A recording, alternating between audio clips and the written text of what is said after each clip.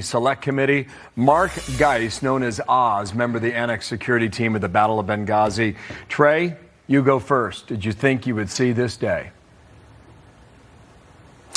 You know, I didn't until John Ratcliffe and Kash Patel were put into positions. I mean, 14 years. Think of the number of FBI directors we've had. Think of the CIA directors.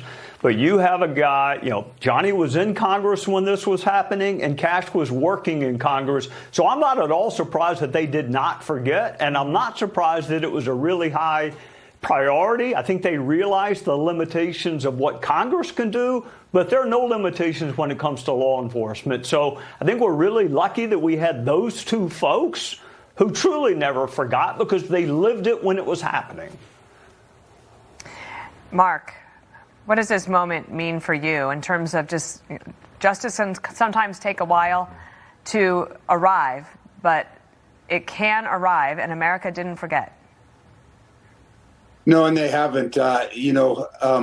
Charlie Daniels, when he was alive, posted that every day, and his son still does today in honor of his father. And it's been kept out there in the social media, and to see this happen is really great to see that we still do this. And I knew that, I've always had faith in President Trump and the leadership that he has put in place with Jeanine Pirro, with Kash Patel, with Bondi, and doing what's right and searching out and doing what they can to bring anybody and everybody involved in this to justice. Oz, were you or any of your members of your team in Libya aware that this news was about to break? No, I got a call yesterday, or late last night, saying that something that would probably make me very, very happy was going to come down.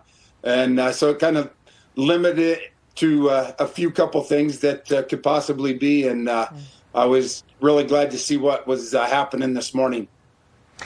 Trey, what happens next? He's indicted, he's tried. Yeah, Dana, I mean, I was paying really close attention to what A.G. Bondi said. She mentioned the ambassador and she mentioned Sean. She did not mention that he was charged with Glenn and Ty, which makes me think that it may be connected with the arson. And as Oz knows better than anyone else, there was a 13-hour gap between the murder of Chris Stevens and Sean Smith and the murder of Glenn Doherty and Ty Woods. So it almost sounds like they got really good evidence on the arson that led to their murder. And I want to see everyone who was firing on that annex. I still to this day have a picture of Ty's son planting a flag, his little son planting a flag on his father's grave. So you got to think about the special mission and the annex. I hope I heard it wrongly. I hope that they have evidence that he was involved in both.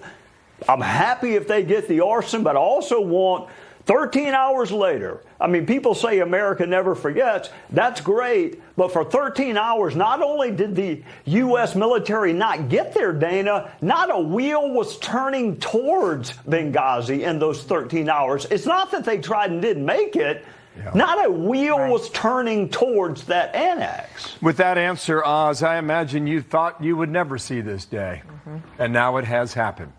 Do you sleep easier? For me, the forgiveness is not forgiving them for what they did or not allowing them to have, or not seeking justice. But for myself, it's about forgiveness of them for what they did, for they didn't do, they're doing what they thought they wanted to do or thought was right for them.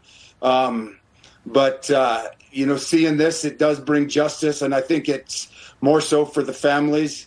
And to what Trey Gowdy was saying is, from my research since then, there was a lot of difference between the group that actually attacked the consulate. Then some of them, not all of them, came over to attack the annex, and most of that was from, at least from my research, was from the Ansar al-Sharia.